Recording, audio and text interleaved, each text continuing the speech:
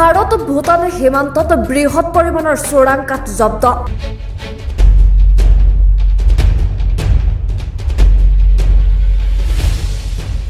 ভাৰত ভূটান সীমান্তৱৰ্তী উল্টাপানী সৰলপাৰাৰ পৰা দুখন বাহন সহ বৃহৎ পৰিমাণৰ চোৰাং কাঠ জব্দ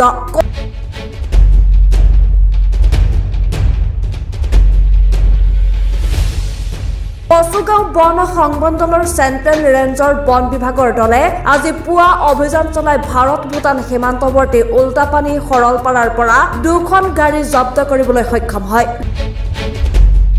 দুখন বাহনত বনাঞ্চলৰ পৰা বৃহৎ পৰিমাণৰ চোৰাং কাঠ সৰবৰাহ কৰাৰ সময়ত চেণ্ট্ৰেল ৰেঞ্জৰ বন বিভাগে অভিযান চলাই জব্দ কৰে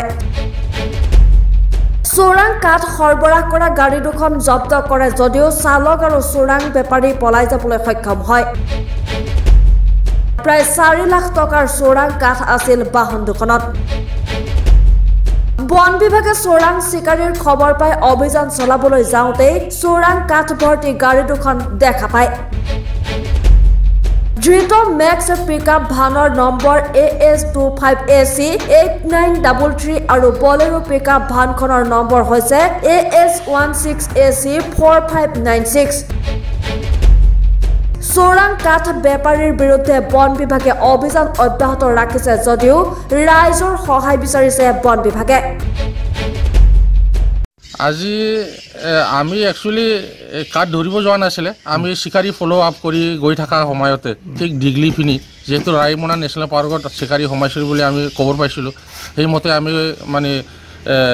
ভৰিৰ কচ চাই গৈ থাকোঁতে ঠিক ডিগলি যেতিয়া আমি পালোঁ ডিগলি পাওঁতে যেতিয়া উল্টাপানীৰ পৰা আহিছে না ক'ৰ পৰা আহিছে আমি গম নাপাওঁ কিন্তু সেইপিনিৰ পৰা আহি থকা দুখন গাড়ী আমি দেখা পালোঁ ঠিক ৰাতি দুটামান বজাত যে গাড়ীটো কি হ'ব পাৰে বুলি আমি ৰখাই চাওঁতে গাড়ীটো ফুল লোডেড গাড়ী আছিল ইলিগেল লালি চন টিম্বাৰ তো যেহেতু ইলিগেল হয় সেই হিচাপত আমি গাড়ীখন জব্দ কৰি লৈ অহা হ'ল আমাৰ এতিয়া এই গাড়ী দুখন আমি চেণ্ট্ৰেল ৰেঞ্জত ৰাখি থৈছোঁ এইটো অলৰেডি চিজ কৰিছোঁ আমি CGMলৈ পঠাই দিম আজি যে সেইখিনি আৰু কাঠ দুখন গাড়ী লৈ 5.5 CFT মান হ'ব 5.5 CM মান হ'ব বজাৰ মূল্য ধৰক যদি 15,000কৈ হয় ধৰক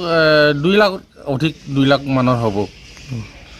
মই সেইটোৱে আহ্বান কৰিব বিচাৰোঁ যেহেতু আমি ডিপাৰ্টমেণ্ট হয় আমাৰ কোনো বাউণ্ডাৰী নাই য'ত মানে ইলিগেল আমি দেখা পাওঁ তাতে আমি ধৰিম ইলিগেলটো আমি কণ্ট্ৰল কৰাৰ চেষ্টাত সদায় কৰিছোঁ যে আমাৰ লগে লগে যেহেতু এইটো আমাৰ সম্পদ আমাৰ পাব্লিকৰ সম্পদ যেহেতু পাব্লিকো সেইবোৰ ধৰিব লাগে বুলি মই আহ্বান জনাওঁ